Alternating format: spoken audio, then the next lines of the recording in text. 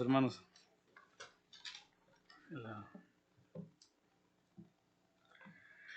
Vamos a estudiar la preciosa palabra de Dios.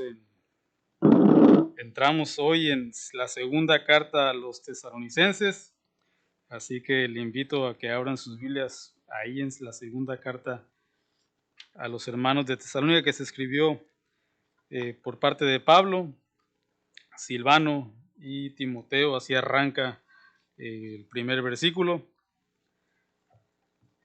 Tres personajes. Estaba estudiando un poquito acerca de ellos y es curioso que ninguno de ellos se reporta o se llama a sí mismo que él estuvo caminando con Cristo Jesús. Físicamente se puede decir. Al parecer los tres conocen a Cristo después o tienen un encuentro con Cristo después de su resurrección. Y vamos a dar una breve introducción acerca de ellos tres, de Pablo, de Silvano y de Timoteo, antes de entrar ya de lleno a al primer capítulo de la segunda epístola del apóstol San Pablo a los tesalonicenses. Pero antes de eso, como siempre, vamos a orar. Vamos a pedir que sea el Espíritu Santo quien me use, que Él sea el que me ayude a compartir su palabra. Inclinen su rostro junto conmigo, mis hermanos. Padre Celestial, a usted le doy toda la honra, la gloria y la alabanza, Señor, en esta tarde, Señor, y le doy gracias por el privilegio de poder compartir su palabra, meditar en ella, Señor. Le pido, mi Padre, que use mis labios, Señor, reconociendo siempre que es solamente usted el que nos puede usar para bendecir a alguien más.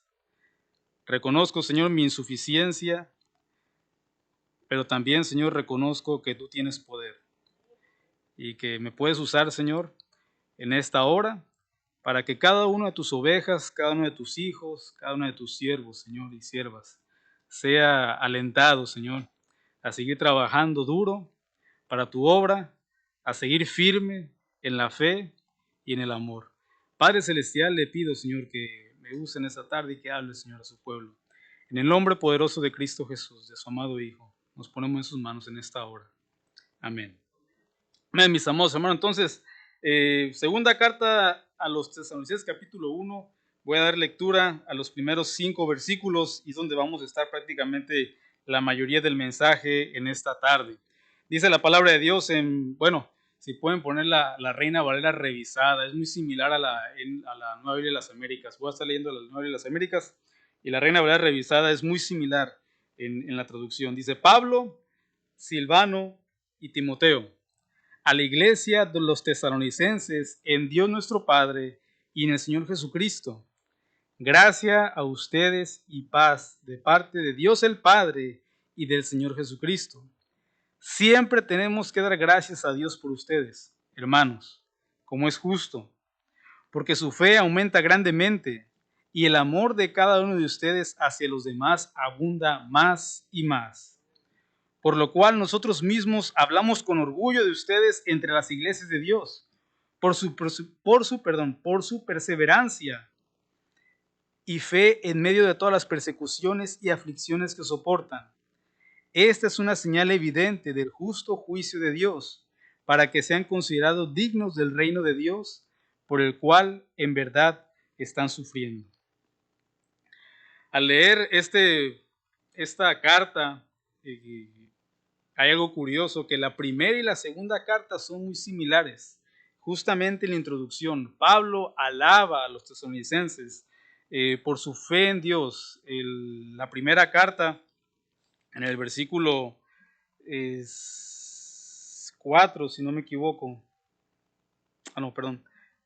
Versículo 3 dice: teniendo presente sin cesar delante de nuestro Dios Padre su obra de fe, su trabajo de amor y firmeza en su esperanza en nuestro Señor Jesucristo. Y también hace una exhortación, o más bien dándole también mérito, que la palabra de Dios llegó en medio de mucha tribulación. La segunda carta arranca algo similar, pero antes, como les comentaba, de entrar en materia, quiero dar una breve introducción de quién fue Pablo, Silvano y Timoteo. Yo sé que la gran mayoría de aquí conoce a ellos tres, pero posiblemente también sé que hay varios nuevos en la fe. que posiblemente digan, bueno, Pablo, Silvano y Timoteo. Pablo posiblemente mayormente conocido, pero Silvano y Timoteo posiblemente no tanto. Pablo, la primera vez que lo vamos a encontrar en la palabra de Dios va a ser en Hechos capítulo 8, consintiendo con la muerte de Esteban. Ahí mismo, en el capítulo 9, arrancando el capítulo 9, final del 7 y principio del 8, habla que Pablo estuvo o se dedicó fuertemente después del apedramiento de Esteban a perseguir a la iglesia, fuertemente, a tal punto que la iglesia no tenía paz. Y sabemos, ahora sí por el capítulo 9, que Pablo va hasta Damasco.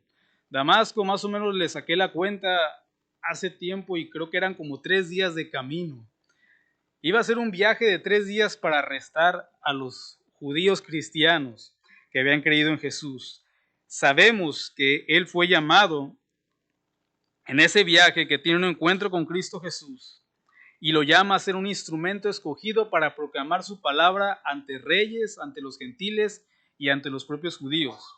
En el capítulo 13, si no me equivoco, el mismo Espíritu Santo toma a Pablo después de varios años para que emprenda el primer viaje misionero junto con Bernabé. Ellos predican en toda la región de Galacia, van a la isla de Chipre y van a toda la región de Galacia. Tristemente, hay una discusión, hay un desacuerdo entre Bernabé y Pablo al hacer el segundo viaje misionero, y ahí es donde entra Silvano. Silvano lo podemos encontrar la primera vez en Hechos capítulo 15. Él entra como uno de los representantes de los judíos de Jerusalén, que son mandados a Antioquía. Jerusalén está en el centro, Antioquía está yendo más o menos cerca de Turquía o Siria. Dentro de ellos estaba Judas y estaba Silas. Es la primera vez que lo menciona la palabra de Dios, y dice la palabra de Dios en Hechos 15 que era un hombre prominente, profeta o predicador, que decide quedarse en Antioquía para después acompañar a Pablo en el segundo viaje misionero. Y el joven Timoteo posiblemente ustedes lo conocen también. Este muchacho o este joven, hijo de madre judía y padre griego, muy posiblemente había sido dentro de la comunidad judía menospreciados a cierto punto por la mezcla, se puede decir. No, sin embargo, Pablo él se reconoce como judío de pura cepa. Dice, yo soy un judío desde todas mis generaciones, vamos a decir, desde el rey Saúl hasta ahorita. No hay mezcla alguna, pero no Timoteo.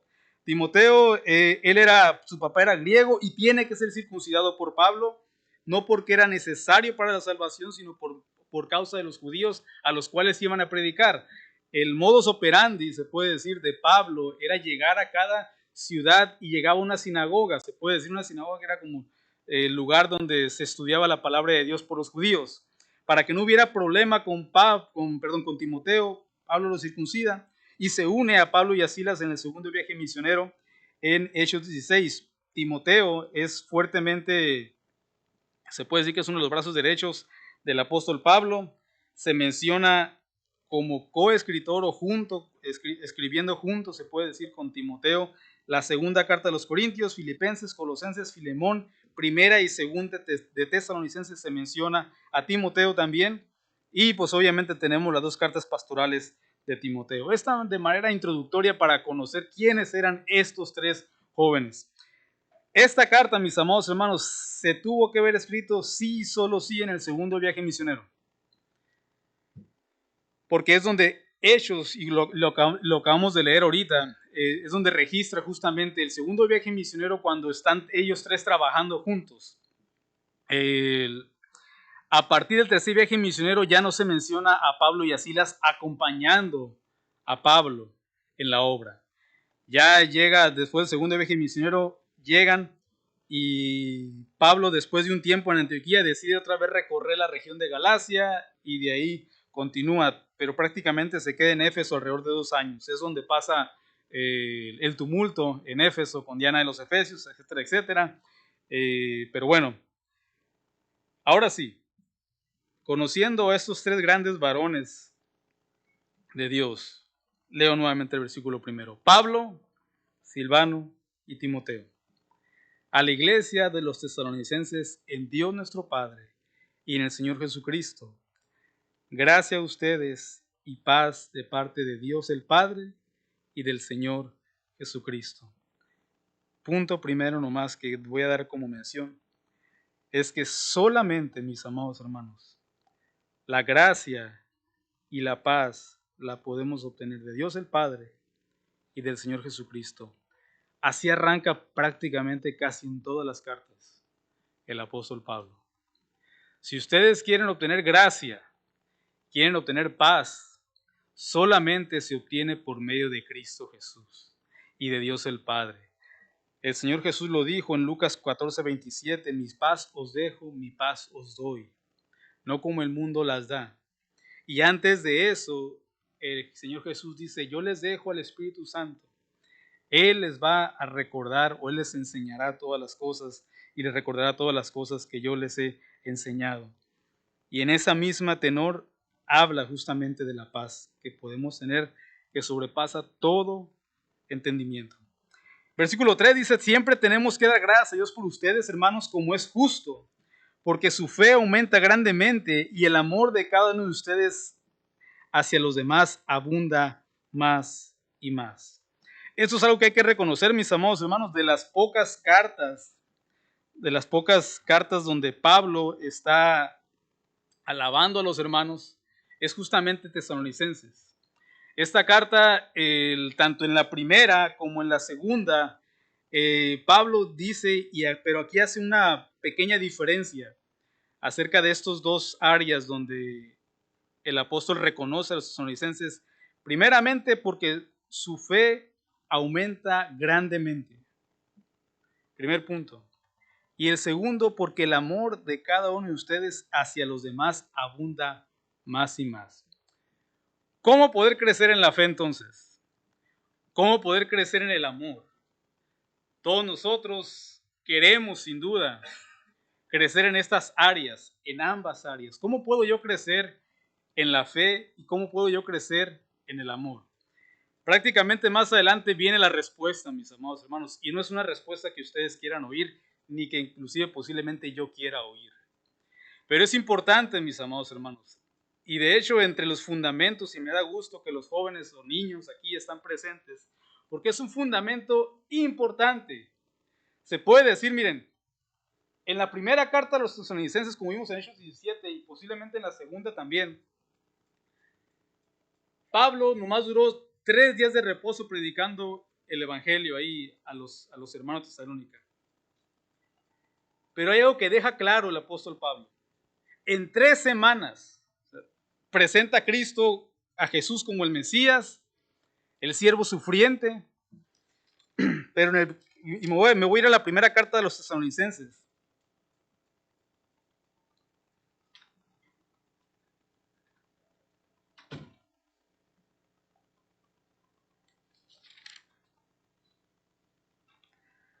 Capítulo 3, versículo 3.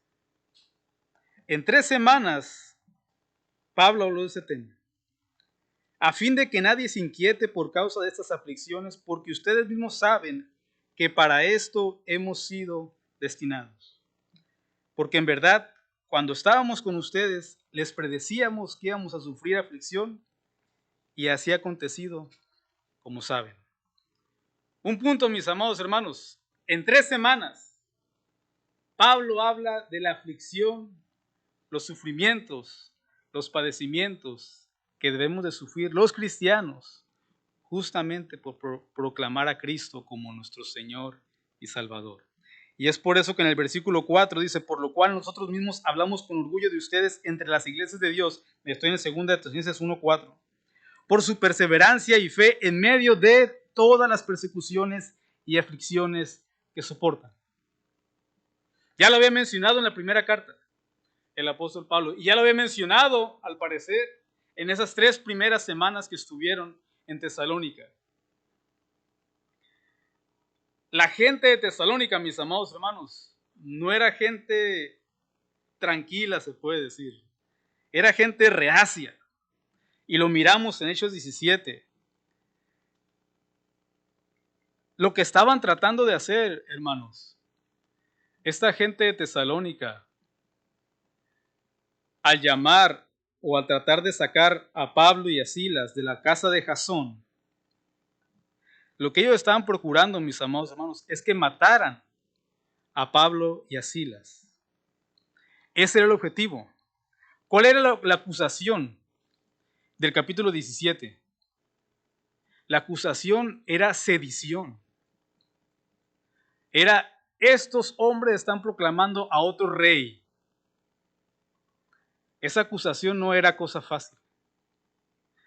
¿Por qué? Porque los romanos, entre los romanos decían, hay un rey y ese quién es. Para ellos era el César.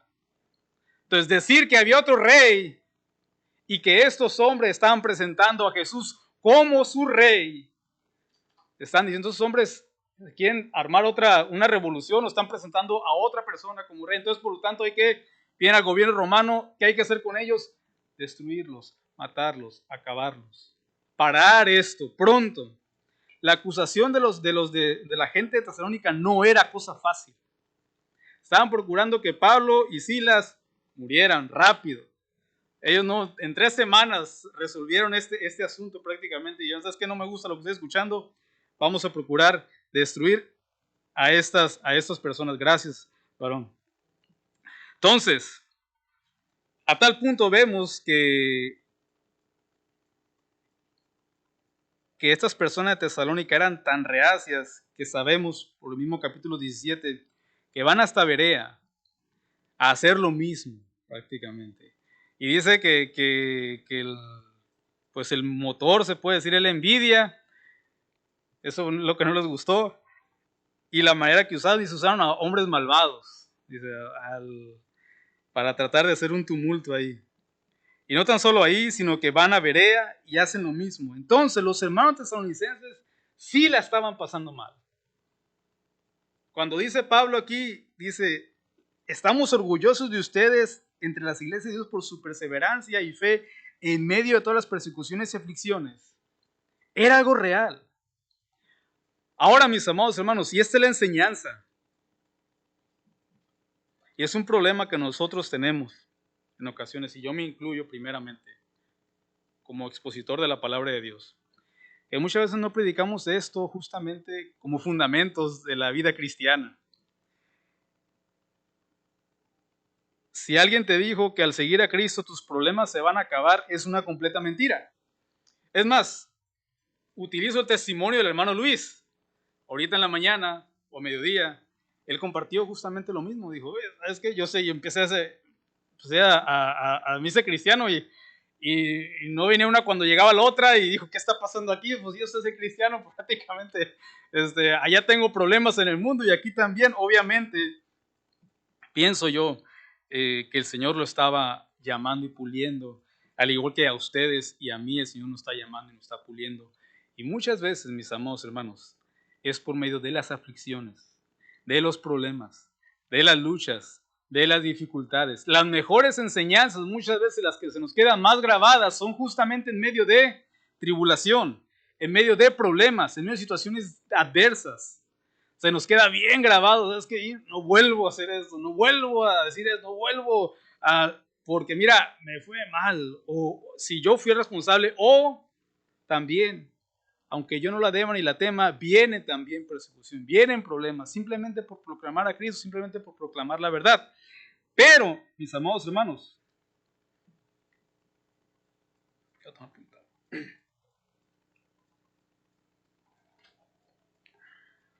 pero, y aquí vamos a entrar en materia, las persecuciones y las aflicciones son una bendición.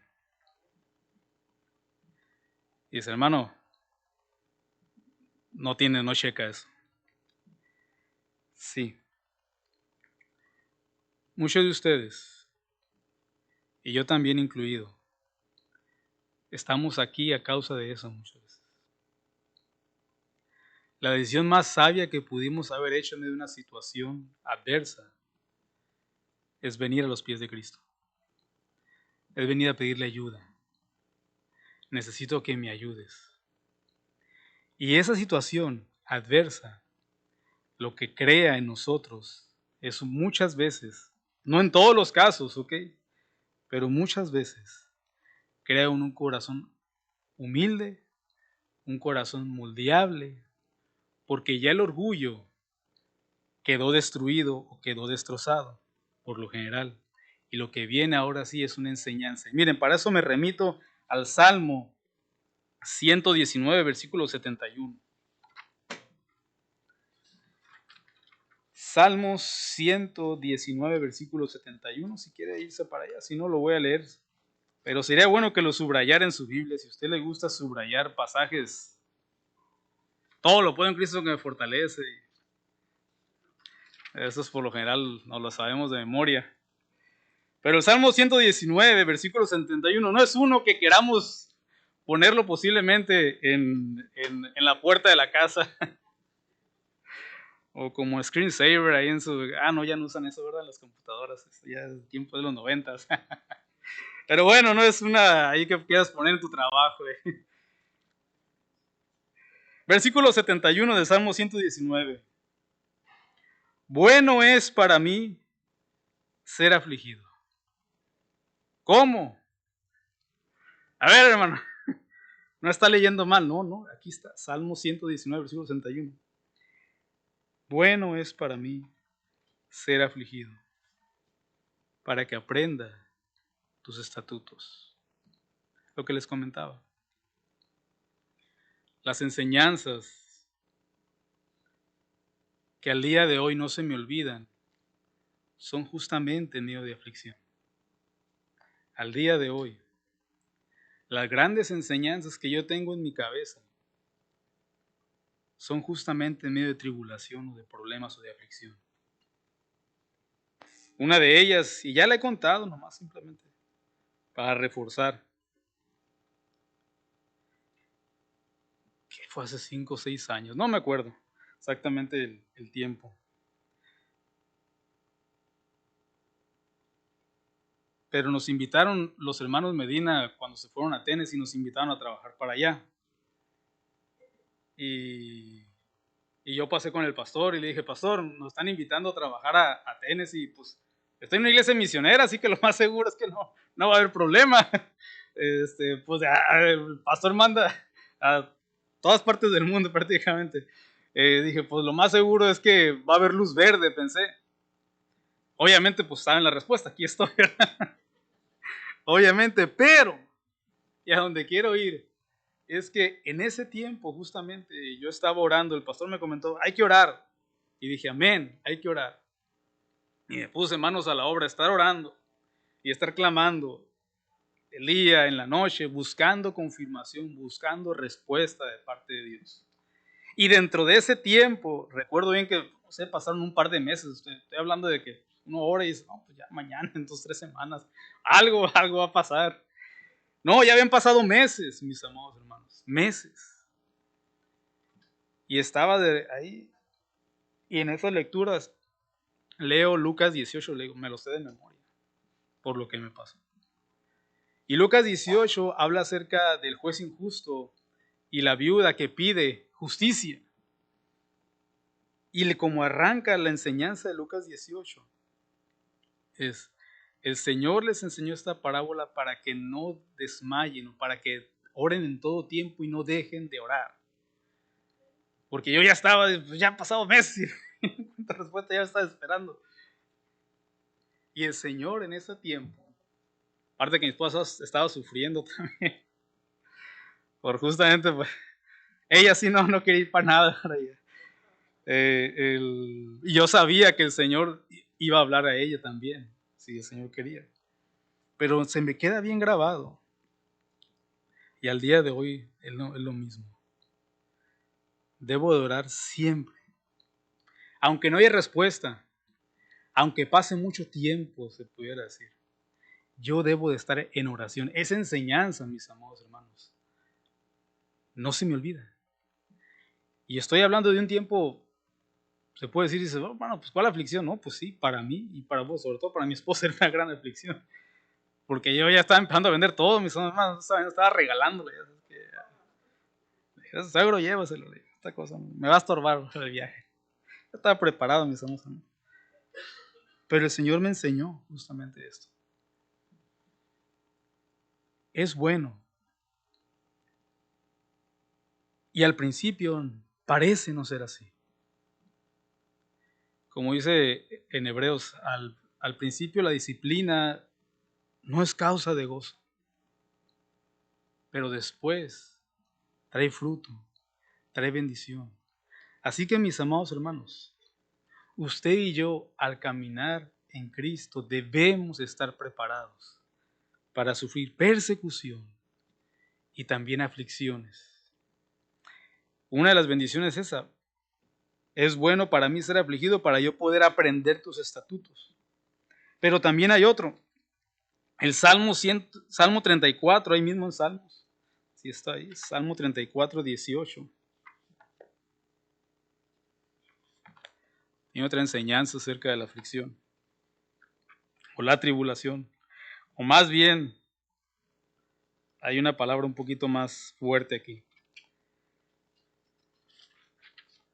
Salmo 34, 18. Así es. Dice la palabra de Dios.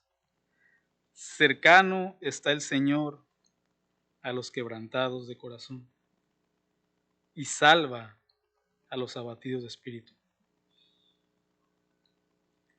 ¿Quieres que Cristo esté cerca de ti o que el Señor esté cerca de ti? ¿Quieres ser quebrantado? La mayoría va a decir no. ¿Qué es el quebrantamiento? Es hacer pedazos. Cercano está el Señor a los quebrantados de corazón. Cuando ya está hecho pedazos, ya no tienes voluntad. Tu orgullo quedó en los suelos. Tus planes no importan nada. Cercano está el Señor a los quebrantados de corazón y salva a los abatidos de espíritu. Mis amados hermanos, los hermanos de Tesalónica lo sabían bien. Ellos sabían que iban a pasar por persecución, pruebas, dificultades. Y eso no permitió que bajara la guardia, se puede decir, o que se desanimaran al servir a Cristo. Al contrario, ellos habían crecido en su fe grandemente, muy posiblemente a causa de estas tribulaciones. Y el amor de ellos abundaba más y más. Mis amados hermanos, no tengamos miedo a las aflicciones o las tribulaciones. Más bien preguntemos, ¿qué me quieres enseñar, Señor, con esto? ¿Cuál es la enseñanza, Padre, en esta circunstancia, en esta situación? Me voy a remitir para hablar de la fe. ¿Cómo andamos de tiempo? Oh, bien, ¿verdad, hermanos? No me fijé a qué hora subí. Pero bueno. De todos modos, aquí está tan caliente afuera que vamos a esperar una hora que baje un poquito más el calor y vamos a continuar predicando la palabra, meditando en la palabra de Dios. Amén. Ya para cuando salgamos ya esté posiblemente 1 grado menos. Señor. Posiblemente, sí. Bueno, ahí tengo una anécdota con mi perro sobre eso, pero bueno, no lo voy a contar porque, pero sí, el calor está terrible. Su fe había aumentado grandemente. Mis amados hermanos, voy a tomar 3 rápidos ejemplos para ver cómo en medio de aflicción o sufrimiento nuestra fe o la fe de algunos héroes o algunas patriarcas, más bien hoy me voy al tiempo patriarcal, y si vamos a hablar del tiempo patriarcal, ustedes y yo sabemos que vamos a ir a Génesis, ¿verdad? Génesis capítulo 22. Si usted está familiarizado con este capítulo, sabe que este capítulo es la prueba máxima, se puede decir, que tiene Abraham, la cual, ay Señor, y gracias, porque solamente al parecer fue él el único que pasó por esta prueba. Pero en medio de esta aflicción tan grande, mis amados hermanos, porque no me imagino pasar por lo que estaba pasando Abraham. 3 días de camino. Hay una película que se los voy a recomendar, de hecho, se llama His Only Son, su único hijo. Se la recomiendo. Ahí, pónganle de tarea ahí, escríbanle, hermano de Misael, dejó de tarea His Only Son, su único hijo. Habla justamente de este tiempo de prueba de Abraham, justamente. Es una dramatización, obviamente, pero muchas de esas cosas vienen en la palabra de Dios, otras son añadidas, pero te puedes dar idea más o menos de lo que estaba pasando a Abraham en su corazón en esos 3 días de camino antes de sacrificar a Isaac. Obviamente nosotros sabemos la historia, pero para Abraham no fue fácil, mis amados, porque hasta el último punto el ángel del Señor le dice, para, pero nosotros sabemos la historia, pero Abraham estaba sufriendo.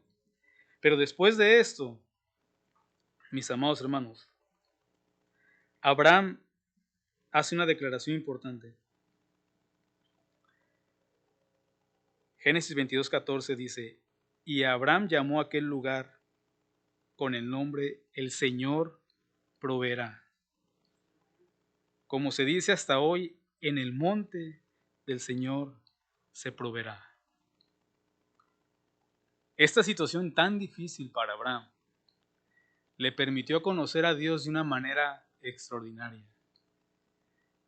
Y él reconoce y dice, yo sé que el Señor va a proveer. Él es mi proveedor.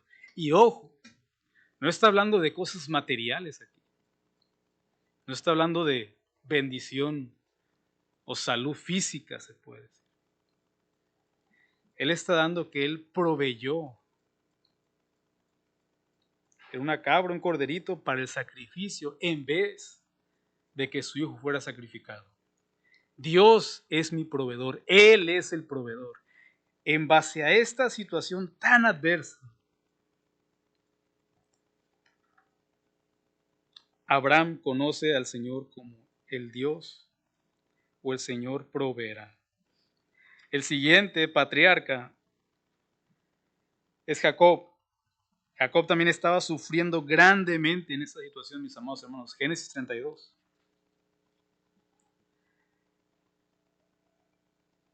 Su suegro era un bandido hecho y derecho. Ese hombre vendió a sus hijas. Ni quería a sus hijas. Dios los libre de un suegro como él. Hombre, era terrible, la verdad. Pobre Jacob. Muchas veces hablo de la suegra, pero Labán no se queda atrás para nada. Yo pienso que es de los personajes más. Pero bueno, después de que el Señor lo libra de las manos de Labán, porque Labán iba con la intención de dejarlo, así como llegó con su vara, así lo iba a regresar a Jacob. Dijo, esos hijas son mías, esos hijos son tuyos, los hijos tuyos son míos, te voy a quitar todos. Si no es porque el Señor una noche antes se me aparece y me dice que no te haga daño. Pero Labán iba con el objetivo de quitarle todo, le estaba huyendo. En cuanto pasa eso, esa situación tan adversa, viene otra todavía, como decía el hermano Luis, dice, no, está saliendo de una cuando viene la otra. ¿Quién seguía? Esaú. Y cuando salió, dijo a Jacob, nomás estaba consolando, dice, cuando se muera mi papá, cuello, Jacob, dijo. Y para acabar la molar, no dice que viene Esaú con su familia a saludarlo, dice, no me acuerdo si venía con 300 o 400 hombres, o 600 hombres, venía con un ejército. Y en medio de esta aflicción, mis amados hermanos, Jacob tiene una lucha con el ángel del Señor. Muchos se creen que posiblemente es Jesucristo preencarnado. El Señor le cambia el nombre de Jacob a Israel en este encuentro, en ese momento tan duro, tan de aflicción. Y Jacob dice en el versículo 30 del capítulo 32 que le puso por el nombre de aquel lugar Peniel, porque dijo, he visto a Dios cara a cara y ha sido preservada mi vida. Tuvo un encuentro en medio de esa tribulación, en medio de esa aflicción tan dura. tuvo un encuentro con el Señor. Y para terminar, mi tercer ejemplo, no la prédica, el tercer ejemplo de los patriarcas que sufrieron, y usted está muy familiarizado con este personaje también, con este gran hombre de Dios. Job sufrió grandemente, como pocos. Pero el capítulo 42, el final, cuando el Señor le hace todas las preguntas, creo que son 63 preguntas que el Señor le hace a Job. Y al parecer ninguna Job puede responder. Un comentario que escuché acerca de este pasaje fue ese siguiente. Del doctor Núñez, dice, mira hermano, dice, el Señor le estaba diciendo aquí a Job, mira, si no me puedes contestar estas preguntas que son terrenales, dice, ¿cómo quieres que te conteste las celestiales? Similar a Nicodemo. Te estoy dando ejemplos terrenales, si no entiendes, dice, ¿cómo te voy a explicar las celestiales, las que no puedes ver? Pero la respuesta de Job en el capítulo 42 dice, yo sé que tú puedes hacer todas las cosas y que ninguno de tus propósitos puede ser frustrado. ¿Quién es este que oculta el consejo sin entendimiento? Por tanto, he declarado lo que no comprendía, cosas demasiado maravillosas para mí que yo no sabía. Escucha ahora y hablaré, te preguntaré y tú me instruirás. He sabido de ti solo de oídas, pero ahora mis ojos te ven. Y por eso me retracto y me arrepiento en polvo y ceniza. En medio de estas circunstancias tan adversas,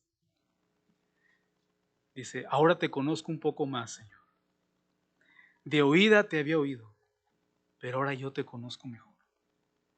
Un poco más. Y con lo poquito se puede decir, o mucho que conoció Job, dice, me retracto. Todas las preguntas que hice, todos los reclamos que hice, dice, cero, mira, quedo callado y me arrepiento. Mis amados hermanos, cuando tú y yo estemos pasando circunstancias adversas, situaciones difíciles, porque las vamos a pasar. Así es. Como dice mi hijo, así es la vida. Dice.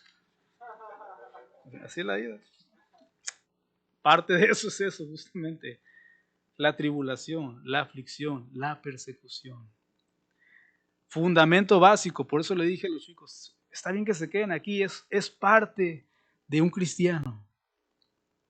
Desde joven he sido, ¿cómo se puede decir? Pues no puedo decir perseguido, pero sí he sido señalado. Desde que estaba en la prepa. En la secundaria estaban un poquito más tranquilos, pero en la prepa se desataron los jóvenes. Otra vez le dije al hermano Timoteo cómo me apodaba. No se lo voy a decir.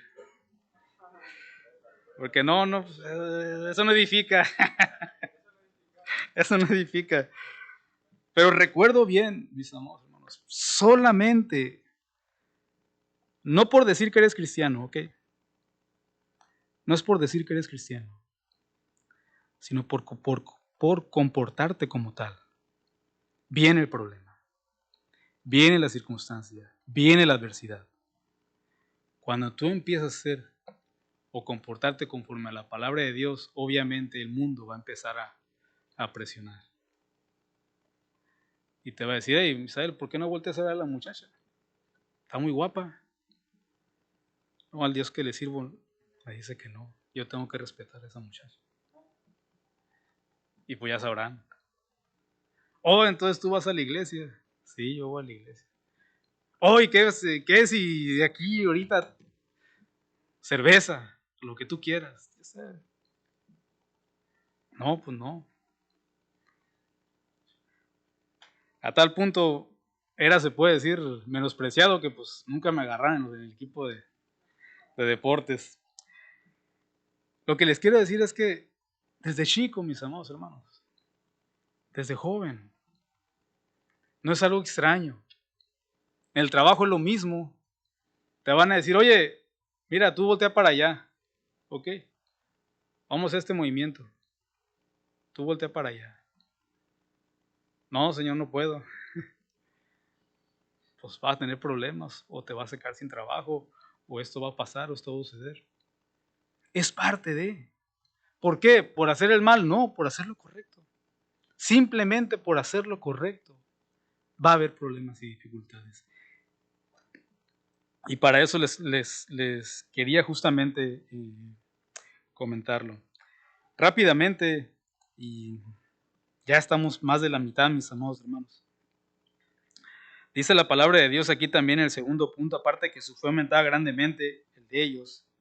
Y los 3 ejemplos que di fue justamente para ver que cómo ellos crecieron en la fe por medio de tanta aflicción y tanta tribulación, cómo los patriarcas crecieron y conocieron mejor al Señor. Dice también la palabra de Dios que ellos abundaban en amor más y más. Y obviamente ustedes y yo sabemos que el capítulo del amor, se puede decir, es 1 Corintios capítulo 13. Dentro de ese, mis amados hermanos, pasaje, habla justamente de lo que estamos hablando en esta tarde. Lo voy a leer porque yo pienso que ya la mayoría de ustedes saben de memoria este pasaje. 1 Corintios 13:4 dice: el amor es paciente, es bondadoso, el amor no tiene envidia, el amor no es fantasioso, no es arrogante, no se porta indecorosamente, no busca lo suyo, no se irrita, no toma en cuenta el mal recibido. El amor no se regocija en la injusticia, sino que se alegra con la verdad. Y el versículo 7 es el que posiblemente a la mayoría lo mismo. Ponlo ahí en tu escritorio. O ahí, ¿cómo dice? En el atrás, ahí donde están las placas, ahí le pone.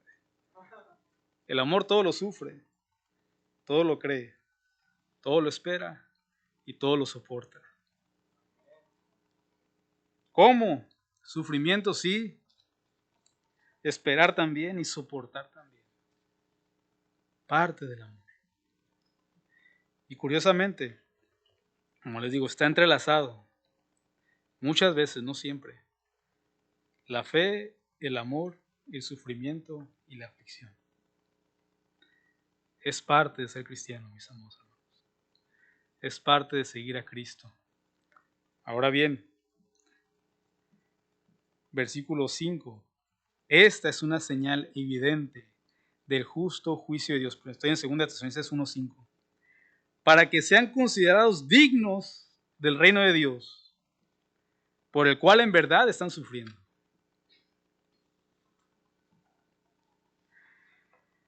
Al final del capítulo 1 de la primera carta a los tesalonicenses, no voy a entrar ahí a detalle. Pero Pablo, Silvano y Timoteo, dice así el versículo 11.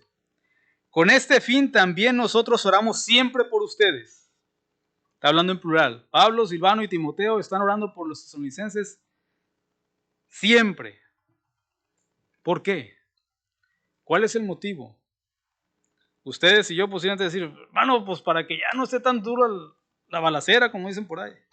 Para que esté más tranquila la situación, para que ya estoy orando por ustedes, va a decir, para que ya dejen de sufrir tanto, para que las pruebas y aflicciones pasen pronto. Con este fin, versículo 11, también nosotros oramos siempre por ustedes para que nuestro Dios los considere dignos de su llamamiento y cumplan todo deseo de bondad y la obra de fe con poder.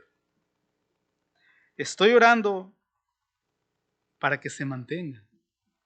Y si sufren, sepan que ustedes son dignos de esto. En Hechos dice que salieron los apóstoles bien contentos porque los golpearon. Estamos sufriendo un poco de lo que Cristo Jesús sufrió. Pablo, Silvano y Timoteo no oran para que la persecución, para que la aflicción o el sufrimiento sea quitado, sino para que ustedes sean dignos de su llamamiento y cumplan todo deseo de bondad y la obra de fe con poder, a fin, ojo, que el nombre de nuestro Señor Jesucristo sea glorificado en ustedes y ustedes en Él.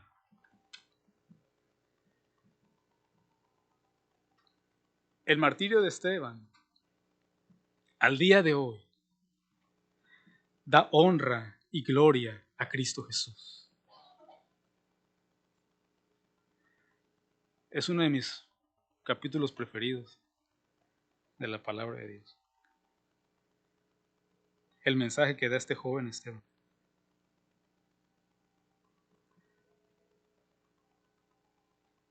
Y al final, y siempre, está reconociendo a Cristo como Señor, a Cristo como el Mesías. Y dice, yo te veo a ti, Jesús, sentado a la diestra del Padre, en poder, en las alturas, glorificando en su último aliento a Cristo Jesús. Mis amados hermanos, ¿vale la pena servir a Cristo? ¿Vale la pena sufrir por Él? No para que yo o usted, oh, mira hermano, cuánto aguanta, cuánto... Ustedes y yo sabemos que sin Cristo, aquí no estuviéramos aquí. Pero que es sufrimiento de gloria a Dios. No está aquí mi hermano Martín, pero él sufrió mucho. Lo sabemos por testimonio. Pero cada vez que lo vemos a él, vemos el poder de Dios. Vemos cuán grande es el Señor, que de entre los muertos lo levantó. Es un testimonio viviente y no ocupa decir muchas palabras. Un poquito es suficiente. Y reconoce que fue Dios el que lo levantó y que le permitió estar aquí. Y a nosotros, mis amados hermanos, ¿eso qué? Nos llena de fe, nos aumenta la fe. Pues, si el Señor levantó a mi hermano Martín, ¿no me puede levantar a mí? Sí, es posible. Cierro, mis amados hermanos, con dos pasajes. Cierro con dos pasajes. Primera de Pedro, capítulo 4, versículo 12.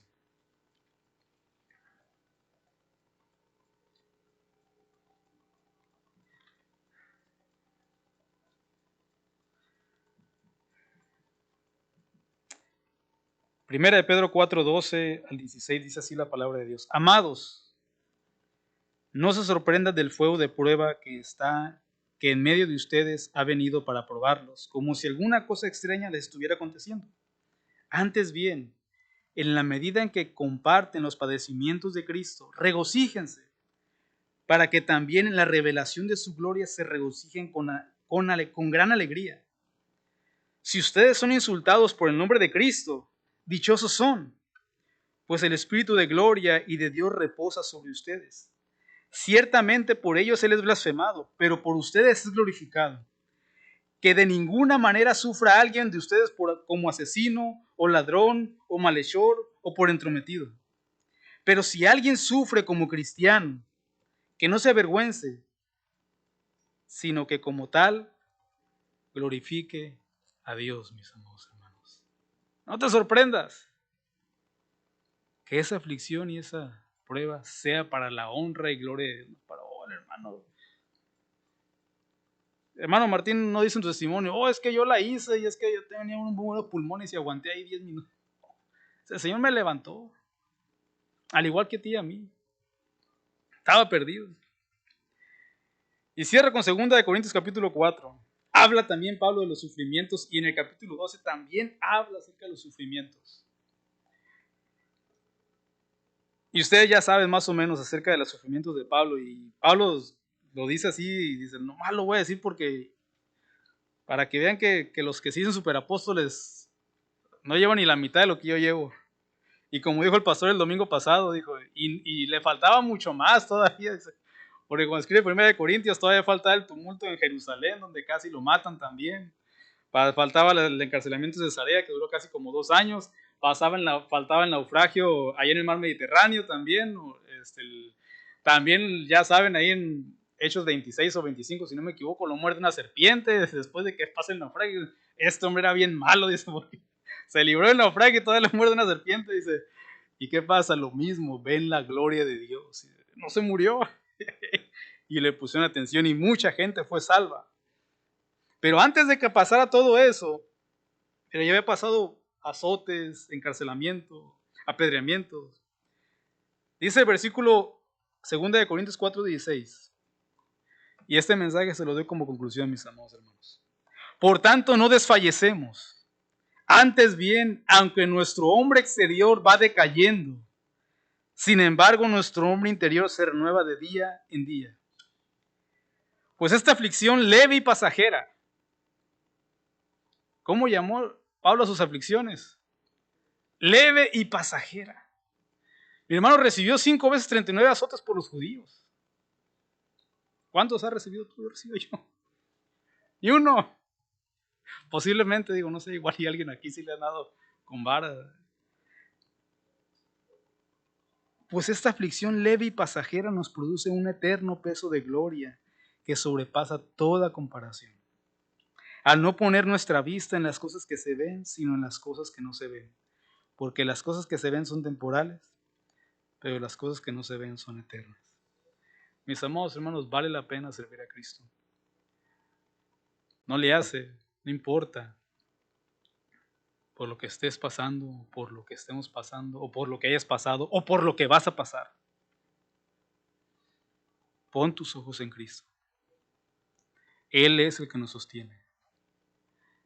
Él es el que sostuvo a los hermanos de Tesalónica. Créanme que esa gente era brava, los hermanos de Tesalónica. No los cristianos, los de...